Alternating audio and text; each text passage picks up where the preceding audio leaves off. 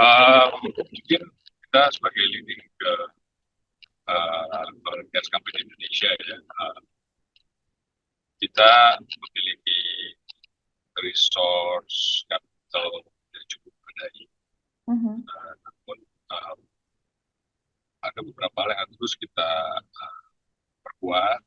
Kita harus apa namanya meroleh atau kita Mhm. acquire karena memang ada segmen-segmen seperti deep sea exploration atau deep sea production, offshore deep sea production yang kita miliki.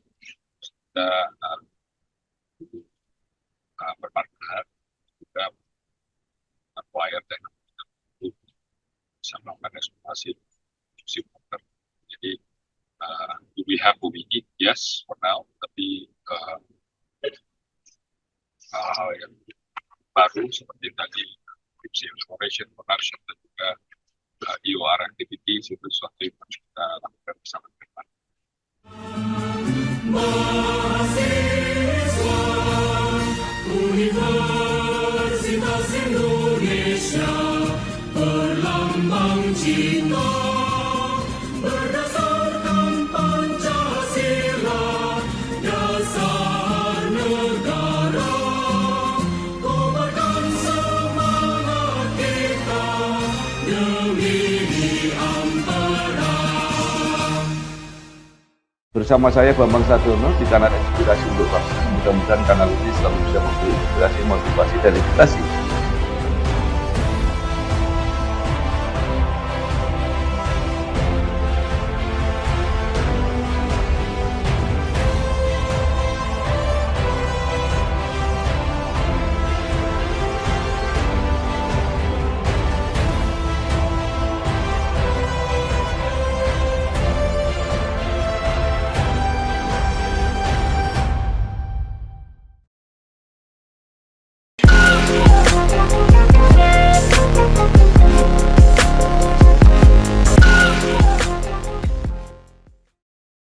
Assalamualaikum warahmatullahi wabarakatuh. Kembali bersama saya Lintang Ratri Rahmiaji di kanal Inspirasi untuk Bangsa dalam edisi 74 tahun Universitas Indonesia. Kami berharap kanal ini bisa terus menemani Anda mencatat prestasi, mendorong kreasi, dan membangun motivasi untuk kemajuan negeri. Dan karena itulah kami berusaha kembali menghadirkan inspirator, salah satu inspirator bangsa ini datang dari alumni Universitas Indonesia, Bapak Danif Danu Saputro. Salam sehat Bapak. selamat pagi, Mbak. Selamat Apa kabar? pagi, baik Bapak. Mudah-mudahan Bapak juga sehat ya Pak ya. Terima Alhamdulillah. Terima kasih sudah hadir di kanal Inspirasi untuk Bangsa, Bapak. Saya boleh membagikan sedikit perjalanan karir dan CV dari Pak Danif G. Oke, Baik. Pak Danif Danu Saputro saat ini adalah Direktur Keuangan PT Pertamina Hulu Energi. Beliau menyelesaikan S1 Akuntansi di Universitas Indonesia, lalu melanjutkan S2-nya di Stern Business School, University of New York. Beliau mengawali karir di lembaga keuangan internasional, pernah menjadi Vice President GE Commercial Finance, menjadi Direktur Standard Chartered Bank, menjadi Direktur Cap Asia, selanjutnya menjadi Group Head Corporate Banking PT Bank Mandiri Sekuritas, menjadi Direktur Utama Pertamina NRE, dan tentu saja saat ini menjadi Direktur Keuangan PT Pertamina Hulu Energi. Wah, ini perjalanan karirnya signifikan ya Pak ya, langsung lembaga keuangan internasional. Bolehkah dibagikan pengalamannya Pak dari awal, bagaimana sebetulnya perjalanan karir dari seorang Danif Danu Saputro? Monggo Bapak. Ya, terima kasih, Mbak Tang. Jadi, ya, seperti tadi disebutkan ya, karir saya udah cukup panjang gitu ya, di berbagai institusi. Kalau dilihat tadi, kebanyakan saya di financial institution, banks, gitu ya. Jadi memang mungkin saya rejim yang apa namanya berpindah-pindah kerja gitu ya, tapi sektornya sebetulnya sama gitu ya. Jadi saya Oke. yang lulus saya kan dari akuntansi, kerja pernah kerja di bank gitu ya. Predominantly kerja di bank lah, pada institutions gitu ya. Mhm. Melanjutkan S2, saya S2 di New York, dan juga kesempatan untuk bekerja di Amerika Hmm. cukup lama, kemudian pindah ke Singapura. Tapi semuanya sektornya di financial institution, perbankan. Uh, saya cukup apa namanya, beruntung ya, karena ini juga berhubungan dengan karena sekolah di banyak network, saya bisa diberi kesempatan untuk kerja di state owned BUMN. Juga mulainya dari Bank Mandiri Singapura, kemudian pindah ke Jakarta di 2011, dan sekarang di Pertamina. Jadi apakah unik? Saya rasa apa namanya, I tend to be consistent gitu ya, di sektor yang saya mengerti. Institution memang saya pindah kan, 4 tahun lalu pindah di Pertamina. Bukan, memang ini hal yang baru dari sisi apa namanya sektornya, tapi inilah sektor yang saya cover selama saya menjadi bankers. Oke. Apakah memang sudah dicita-citakan sejak kecil gitu loh? Apa yang aku pengen jadi bankers nih gitu misalnya. Apakah memang Uh, itu sudah cita-cita Bapak? Mungkin enggak juga sih, tapi karena sekolah di ekonomi UI, waktu Mhm. itu lulus di sekitar tahun 92, perbankan lagi booming gitu ya. Ah, oke. Jadi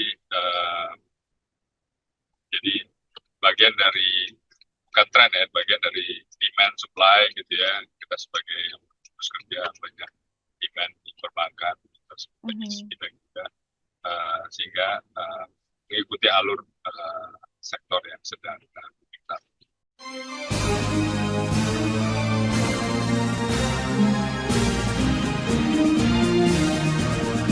Universitas Indonesia, universitas kami, ibu kota negara, pusat ilmu budaya bangsa, kami mahasiswa, pengabdi. Pak, kami juga mengucapkan selamat ya Pak, pada bulan Januari lalu saat menjabat sebagai CEO Pertamina NRE, Bapak juga meraih penghargaan sebagai Indonesia Executive of the Year, terutama pada renewable energy di ajang ASEAN Management Excellence Award. Sebenarnya apa Pak makna dari penghargaan ini untuk Bapak Dani sendiri? Ya, mungkin untuk ini kan sektor yang apa namanya, renewable energy ini sebenarnya sektor baru di Indonesia. Seluruh dunia termasuk Indonesia sedang berjalan terkait dengan energi transisi.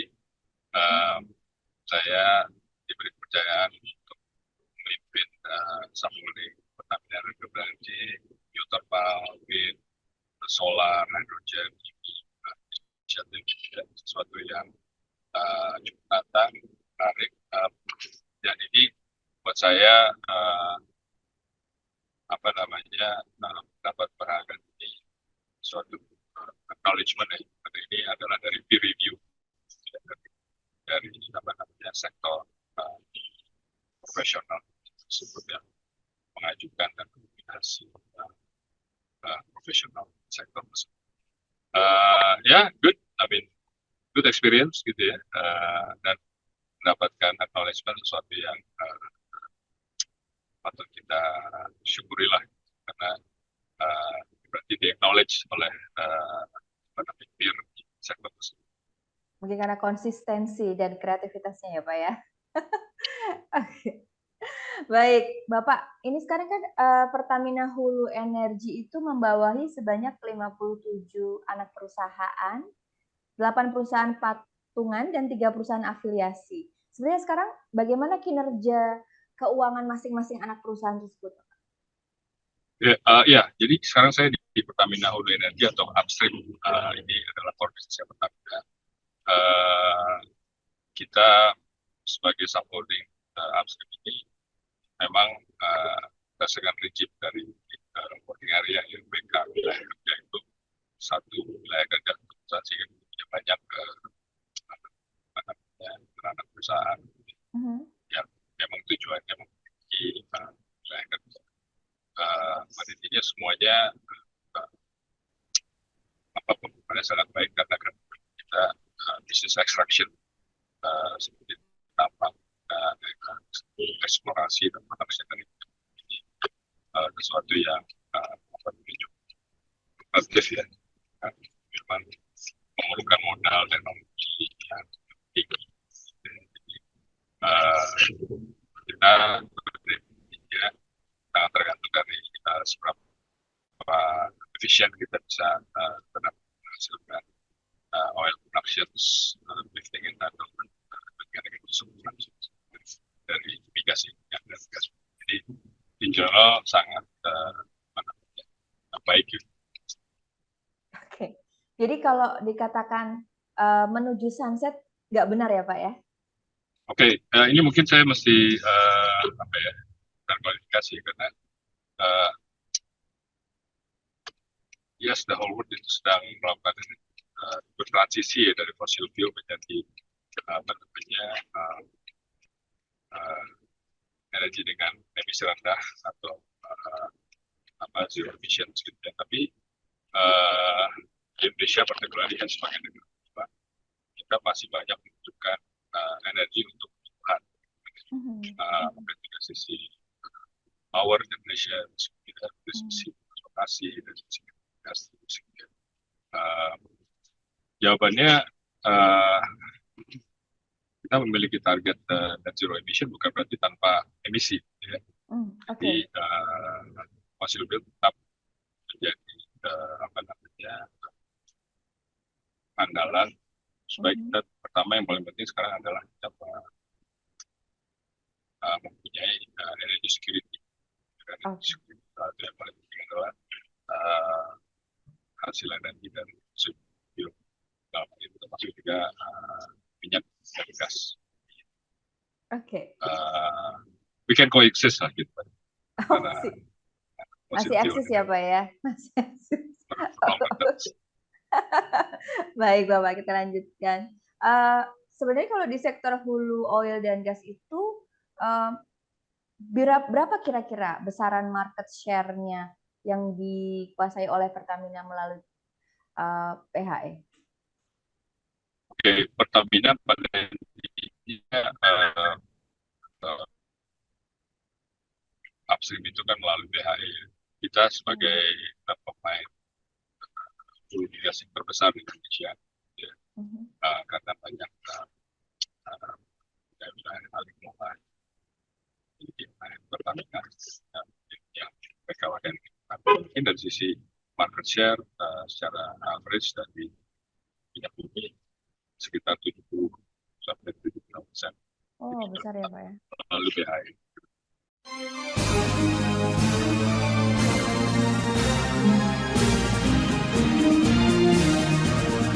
Universitas Indonesia, universitas kami, ibu kota negara, pusat ilmu budaya bangsa, kami mahasiswa pengabdi. Oke Pak. Nah, ini kalau misalnya 70% misalnya sebenarnya seberapa besar sih Pak ketergantungan kita pada investor asing untuk mengelola potensi minyak dan gas di Indonesia? Ya, jadi kan produksi kita itu untuk minyak dan gas bumi ya, hampir 1.900.000. Pertamina itu hampir sampai 800.000. Tapi kebutuhan secara kurang kita jauh besar dari itu, makanya kita masih mengimpor cukup banyak crude oil dan juga produk ya. Jadi kita mengimpor crude untuk proses menjadi produk, kita mengimpor produk sudah untuk pertama, kita mengimpor solar, juga kita mengimpor LPG. apa namanya kasarnya. Ya, berarti masih signifikan juga Pak ya, ketergantungan Ya, kita pada investor asing. betul. Jadi Nah, angka besarnya kita perlu 1,6 juta barrel per day gitu ya, oil equivalents. Produksi domestik itu sekitar hampir 1 juta gitu ya. Ini oil oke. dan gas. Pertamina memiliki 70% dari juta barrel equivalents. Oh, oke. Oke, Pak. Kami juga mendengar bahwa saat ini kan sumber-sumber migas ini juga semakin sulit, Pak ya. Banyak yang sudah mature kan, gitu kan. Ya. Nah, tentu saja ini butuh biaya yang lebih tinggi, resiko yang lebih besar. Bagaimana dari sektor keuangan mengelola ini, Pak? Ya, memang betul sekali ya. Jadi pertama wilayah kerja yang sudah kita miliki ini sudah tua gitu ya, sehingga ongkos produksi dan mengoperasikan mature field ini semakin lama semakin tinggi. Dengan regime cost recovery, obviously itu ada mekanismenya untuk bagi hasil pemerintah, tapi untuk cost split akan menjadi lebih challenging.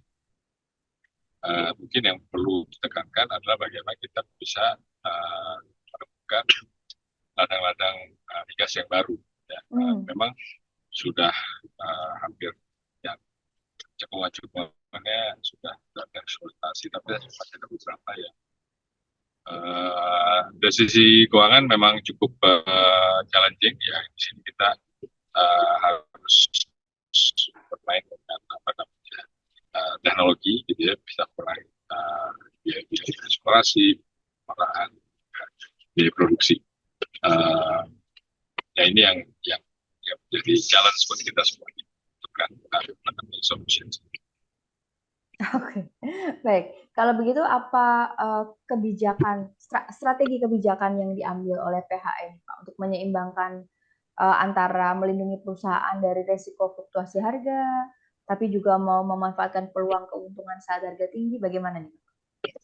Ya, kita ada beberapa strategi gitu ya, strategi operasi, strategi pendanaan, strategi apa namanya eksplorasi gitu. Tapi intinya Pertamina selaku salah satu pilar dari key player masa-masa cukup besar, kita berkonsentrasi untuk bisa menemukan nih apa namanya reserve baru dan reserve baru yang besar gitu ya, giant field istilahnya gitu ya.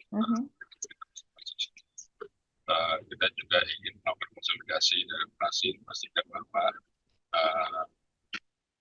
terciptanya ekonomi skill dari sisi production operations, karena ujung-ujungnya soal keekonomian dan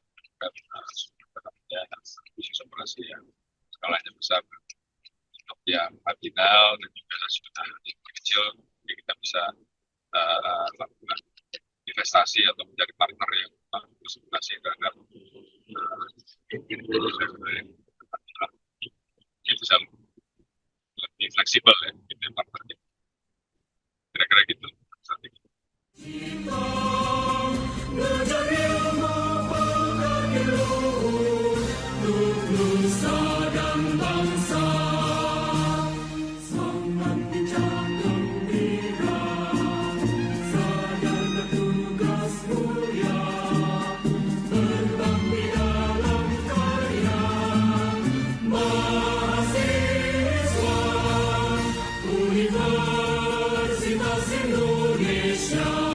Oke. Nah, ini juga tadi tentang renewable energy ya, Pak ya. Komitmen pemerintah Indonesia untuk ikut mengurangi pembentukan gas rumah kaca, apakah juga menjadi salah satu barrier atau kendala bagi sektor migas Indonesia? Saya nggak lihat itu sebagai kendala ya, tapi memang ini menjadi suatu keharusan yang kita hadapi gitu ya. Ini kan pada intinya kita juga mensupport pemerintah mencapai target net zero emissions, tapi yang paling real adalah juga pressure ya. Mungkin partner kita dari sisi perbankan, financier yang mensupport PHL dan juga memiliki target energi transisi juga, sehingga semuanya kalau kita effort ke saya dan saya melihat ini ada opportunity justru ya. Yes, kita harus melakukan effort untuk menurunkan emisi gas rumah kaca dan CO2, perlu biaya gitu ya, ada tambahan cost. Tapi di upstream ini inisiatif seperti carbon capture and storage strategik jangka menengah dan juga bisa menciptakan potensi bisnis baru, karena Indonesia memiliki banyak potensi storage facility, maka itu di reservoir atau juga dalam salinan river. Jadi saya melihatnya ini adalah sesuatu yang bisa menjadi business energy transisi ya. Jadi kita tidak hanya selama ini kita menarik dari crude bukti kita keluarin, ke depannya kita bisa menyimpan di dalam reservoir. Jadi kita ngelihatnya mungkin lebih glass half full ya. Ini suatu opportunity yang bisa kita realisasikan secara strategik. Oke. Bapak, kira-kira rencana bisnis Pertamina Hulu Energi ke depan apa nih, Pak? Oke, kita pada intinya tugas utama mandat kita adalah menciptakan energy security dan mengurangi ketergantungan kita terhadap impor, sehingga bisa meningkatkan sehingga tugas dari Pertamina dalam upstream adalah meningkatkan produksi dan existing field yang kita miliki, pertahankan bisa menambah R&D, reserve production, dan terus melakukan operation source to reserve, dan juga melakukan kegiatan eksplorasi untuk menemukan cadangan reserve yang baru. Kita utamakan meningkatkan produksi dalam negeri, tapi juga kita melihat potensi meningkatkan atau menambah produksi dari luar negeri.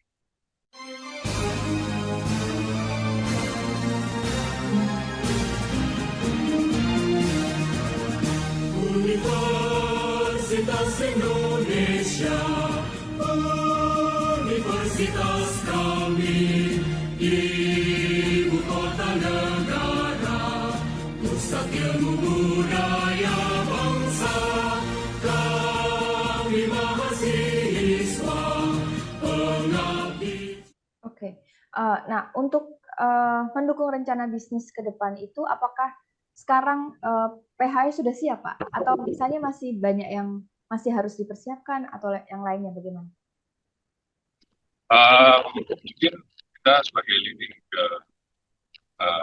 oil and gas company Indonesia ya, kita memiliki resource capital yang cukup memadai. Namun ada beberapa hal yang terus kita perkuat. Kita harus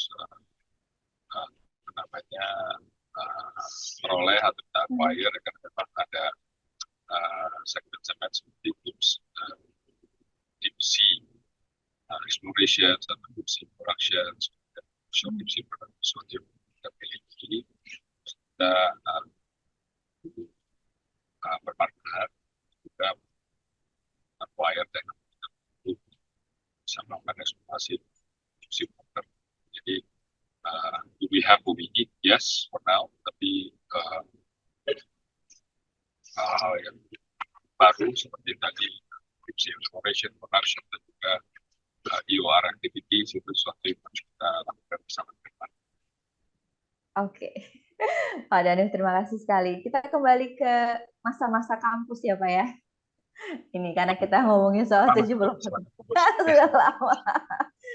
Pak Danif angkatan berapa, Pak, sebenarnya di akuntansi dulu, Pak? Saya masuk UI angkatan tahun 88. 88 ya? 88 sudah mulai kuliah ya Bapak ya? Oke Pak, dengan karir Bapak yang sekarang gitu ya, dengan perjalanan karir yang sangat signifikan seperti tadi, kira-kira apakah ada, pembelajaran khas dari Universitas Indonesia yang membekali Bapak sampai sekarang? Apa Ibu ya? Ya kalau itu, kalau saya sih ini pengalaman pribadi saya dan sangat berguna buat saya berkarir juga. Kalau sekolah itu jangan cuma belajar aja, harus Oh gitu. networking juga. Jangan cuma belajar aja, berarti waktu dulu Bapak ikut organisasi apa aja Pak? Iya. Ya saya banyak organisasi ikut apa aja, banyak banyak organisasi lah, apa namanya ISEC gitu ya, Oh oke. kayak gitu deh, apa namanya, kegiatan-kegiatan yang banyak memberikan network gitu ya. Network ya. Kita sangat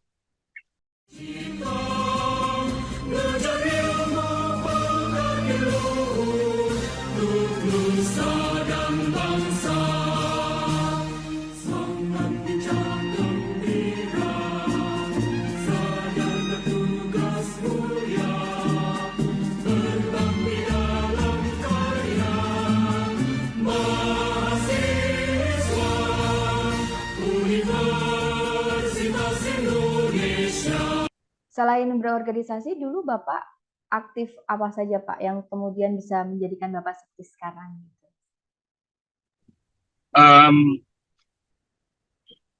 ya dari pengalaman apa namanya belajar di kampus seperti gitu ya.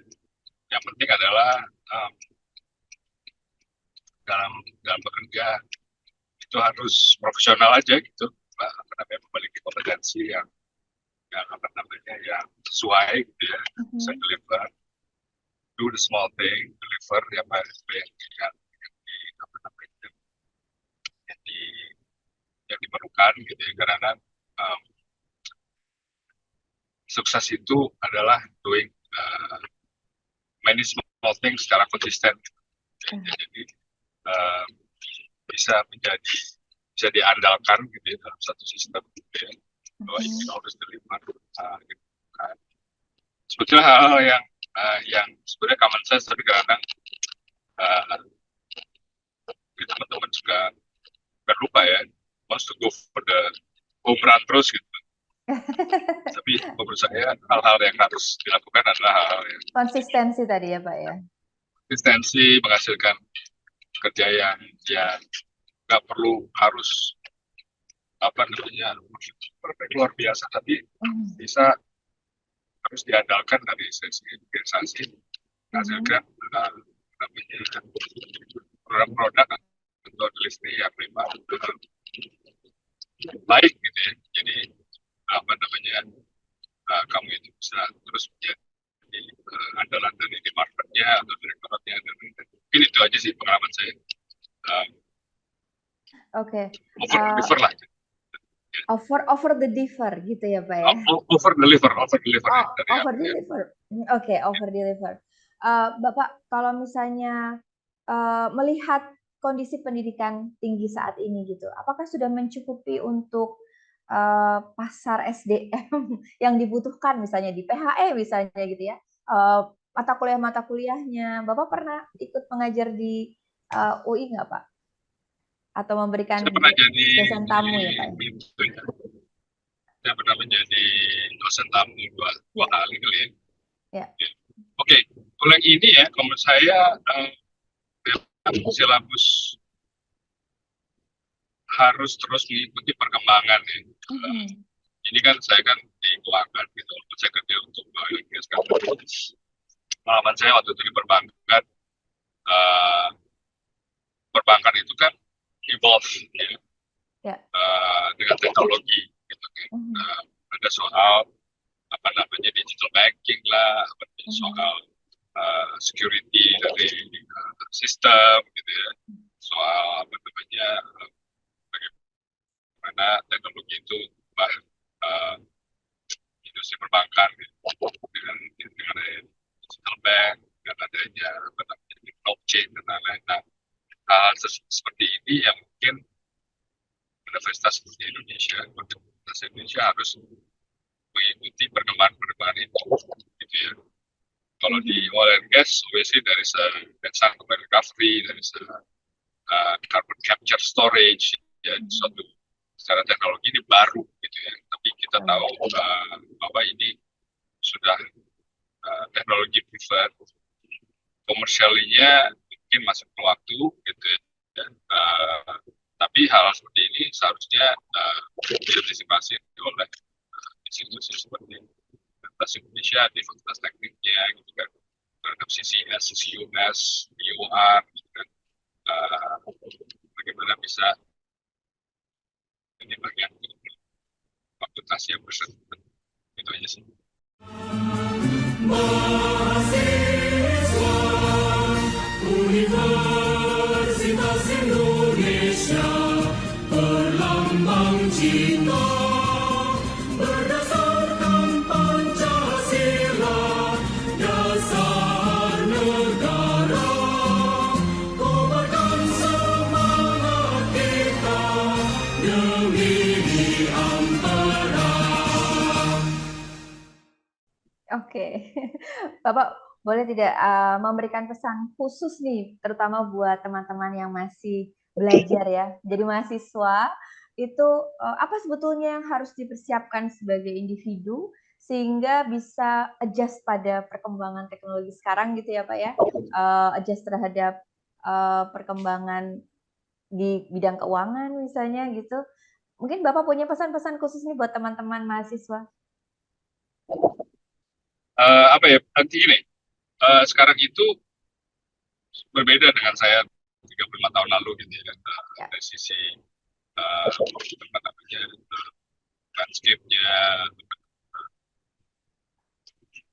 Yang penting pesan saya buat teman-teman yang baru akan memulai karir, betul masih di adalah you have to be able to differentiate yourself, gitu ya. Sekarang ini saya lihat banyak sekali channel avenue untuk bisa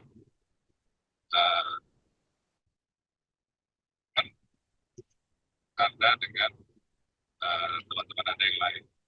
Jadi try to understand passionnya di mana, dan coba go into more deeper, ya, dengan passion itu, sehingga when you present yourself, kamu kelihatan bahwa you have passion and understanding of your passion. Karena kalau saya ini apa ya, saya kan udah cukup lama ya, ujung-ujungnya you need to work where you have the passion, ya. Karena then you can actually enjoy and deliver good work, and you can do it for the long time. I'm sure teman-teman ini kan ke depannya mungkin for the next 5 to 10 years ini perubahannya akan lebih cepat lagi dengan adanya artificial intelligence segala macam. Jadi understand your passion, cukup belum tahu, try to find one, kamu harus tahu gitu. Tapi yang paling penting adalah differentiate yourself from others. Jadi kan ketahui lagi apakah ini sektor, industri, atau just your interest, gitu ya, sehingga you can explain dan namanya dalam orang itu express yourself in very articulate way. Itu sih kalau saya. Jadi Baik. agak panjang tapi mudah-mudahan get the message gitu. Get the message, of course ya. Terima kasih banyak Pak Danif atas perbincangan kita kali ini, sangat inspiratif untuk teman-teman dan juga untuk pendidikannya sekarang ya. Sivitas Akademika Universitas Indonesia pasti sangat bangga punya Danif Danusaputro. Matur nuwun sangat Bapak. Baik, baiklah, inilah perbincangan kami, Inspirasi untuk Bangsa, bersama salah satu inspirator bangsa, yaitu Bapak Danif Danusaputro, Direktur Keuangan PT Pertamina Hulu Energy. Mudah-mudahan bisa terus mencatat prestasi anak Indonesia ya, putra Indonesia, bisa mendorong kreasi dan membangun motivasi untuk Anda semuanya. Kita catat ya, hari ini inspirasinya adalah lakukan dengan passion ya. Lakukan dengan passion, tambahkan nilai lebih pada diri Anda sehingga Anda bisa menjadi berbeda dari yang lainnya. Ingat, nggak perlu sangat luar biasa, tapi lakukan hal-hal kecil secara konsisten sehingga Anda bisa terus mendeliver karya Anda setiap hari. Kira-kira seperti itu. Terima kasih, saya Lintang Ratri Rahmiaji undur diri. Sampai jumpa di perbincangan inspirasi berikutnya. Belajar ilmu pengkaji luhur untuk nusa dan bangsa. Semangat bincang gembira, sadar bertugas mulia, berbakti dalam karya. Mahasiswa Universitas Indonesia. Bersama saya Bambang Sadiono di kanal Inspirasi untuk Bangsa. Mudah-mudahan kanal ini selalu bisa memberi inspirasi, motivasi, dan edukasi